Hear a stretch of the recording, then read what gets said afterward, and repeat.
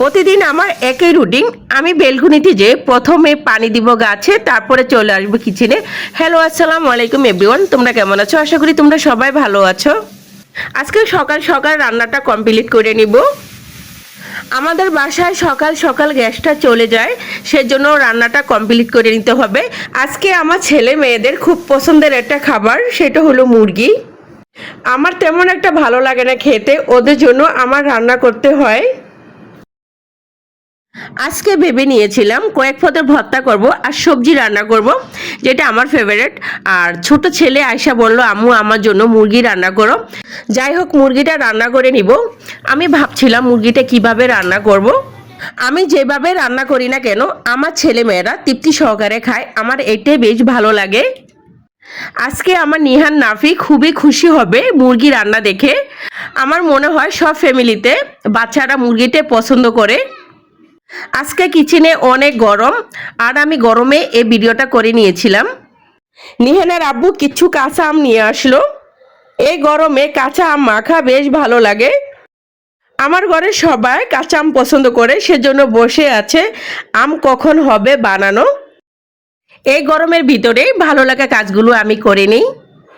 যতই গরমে হোক আমাদের কিচেনের কাজগুলো করতে হবে, এখানে ভালোবাসা থাকতে হবে। ভালো না বাসলে কিচেনের কাজ অত সহজে কেউ করতে পারবে না।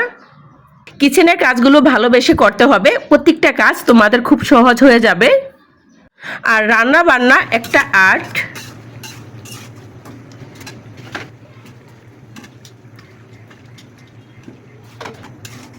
আলুটা মাংসের সাথে দিলে বেশ ভালো লাগে, বরাবরই আমি এভাবেই রান্না করে ওদের দেই। আর মাঝে মাঝে রান্না করলে মুরগিতে আমি একটু সবজি দেই। সবজির ভিতরে হলো লাউটা দেই আর পেঁপে দেই। তবে ওরা মুরগিটা যেহেতু আছে, সেজন্য ওই সবজিটা খায়, আমার কাছে ভালোই লাগে। আমি খুব গর্বিত, আমার ছেলেরা মুরগির সাথে দুটো সবজি দিলে ওই দুটো সবজিই খায়, আর কোনো সবজি খায় না। যাই হোক, আলহামদুলিল্লাহ, আমার ছেলেরা তো দুটো সবজি খায়। আমটা কাটা হয়ে গেছে, এখন আমি আমটা মাখিয়ে নিব। দুটো শুকনো মরিচ পুড়িয়ে নিয়েছি। এই শুকনো মরিচ পোড়া আম মাখাটা আমার কাছে অনেক ভালো লাগে।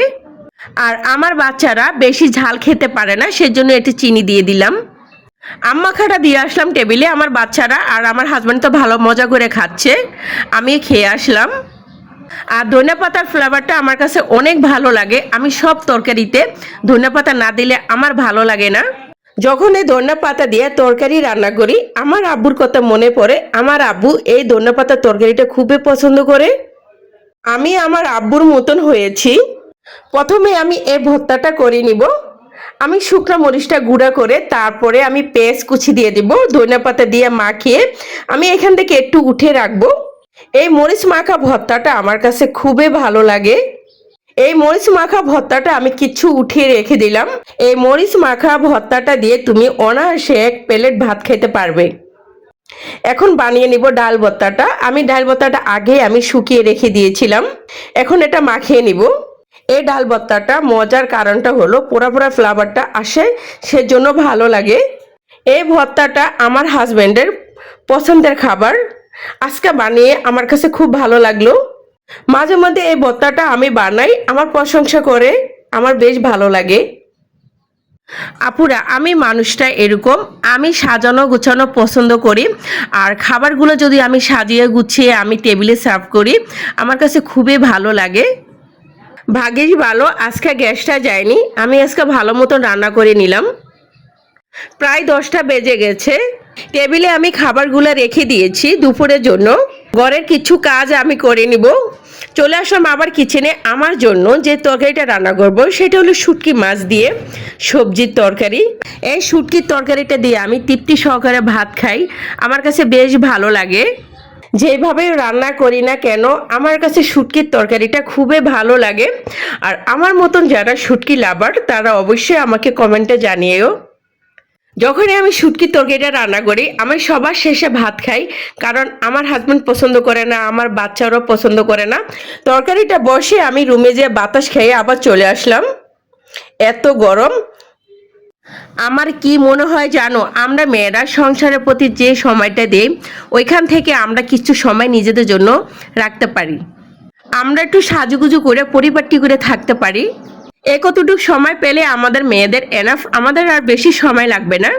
দুপুরবেলা ভাত খেয়ে রেস্ট নিলাম, তারপরে চলে আসলাম কিচেনে নাস্তা বানানোর জন্য বিকেলকার। আমার দুই ছেলে মাঠে ফুটবল খেলতে গেল, এই ফাঁকে আমি নাস্তাটা তৈরি করে নিব। এখন ঢাকা শহরে যে অবস্থা, খেলার কোনো মাঠই থাকে না, জায়গাই থাকে না। বাট আমাদের এখানে ভালো একটা মাঠ আছে স্কুলের সামনে, ওখানে ওরা খেলাধুলা করে, বাচ্চাদের একটু বিনোদন দেওয়া ভালো, শরীর স্বাস্থ্য ভালো থাকে খেলাধুলা করলে। আর শর্টকাটভাবে নাস্তাটা বানিয়ে নিব যেহেতু অনেক গরম। বিকেলবেলা বেসিক্যালি আমার নাস্তাটা ঘরে বানিয়ে থাকি। আর বিকেলবেলা আমার হাজব্যান্ডও চলে আসে বাসায় মাগরিবের পরে। যাই হোক, নাস্তাগুলো সবাই মিলে একসাথে খাওয়া হয়। আমার ছেলে মেয়েদের আমি খুব কেয়ার নেই, বেসিক্যালি আমি বিকালবেলা চেষ্টা করি কিছু নাস্তা বানানোর জন্য। আমার ছেলে মেয়েদের যদি কেউ ভালো না বাসে, আমি তাদের ভালোবাসি না। সবচেয়ে ইম্পর্টেন্ট হলো আমার ছেলে মেয়েরা। আমি মনে করি আমাকে যারা ভালো না বাসে তাদের কাছে আশা করে কিভাবে আমার ছেলে মেয়েকে ভালোবাসবে। রোজাতে খেয়ে বুটগুলা কিছু ফ্রিজে ছিল, আমি এখন বেজে নিব বুটগুলো। এই বুট দিয়ে মুড়ি মাখাটা খুবই ভালো লাগে। খুব ইজিভাবে বিকালকার নাস্তাটা তৈরি করে নিলাম। আমরা ভাবি আরও টাকা পেলে আরও সুখে থাকব।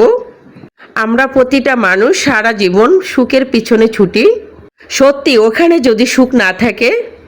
আর আমরা সবাই দিন শেষে এটাই বুঝি, টাকা হলো সুখ মিলে না। আল্লাহ হাফেজ, সবাই ভালো থাকবে।